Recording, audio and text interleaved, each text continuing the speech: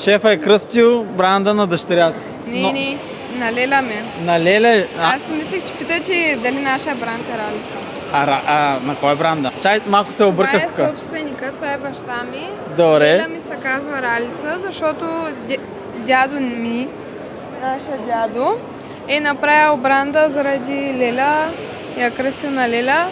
Значи, ето, че има история, пак Да. бях близко, баща кръстава бранда на дъщеря на дете си. Да. Типично, много е яко, готино е. Ами- Кажете ни малко какво правите като производство? Млека, Имаме- кашкавали, нещо по-специфично? Имаме кози, сирене, краве, сирене, овче.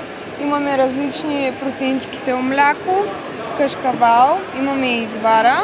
Правихме и масло, но вече не го правим толкова често. Добре, а сега кой ви е най-новия продукт тук, който сте изложили? Най-новия, всичките са по едно и също време пуснати.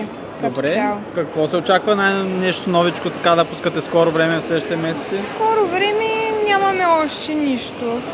Не се Много очаква не или се не очаква. казвате тайна? Не се очаква още нищо ново. Добре, от колко години сте на пазара?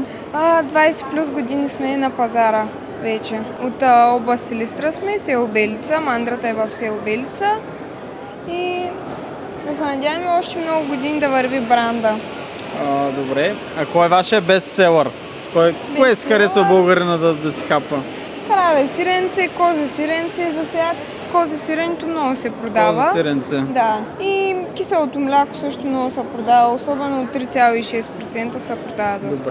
Добре. Къде могат да ви намерят хората? Имаме складове, също В веригите, магазини? Била, Метро, в по-големите вериги. Кой ви е любимия продукт на вас? Моя любимия е айранчето. С Айранче. баничка. Супер. Класика, да. Класик. Да. Благодаря много, успех желая И на аз бранда. благодаря. Само напред и нагоре. Благодаря.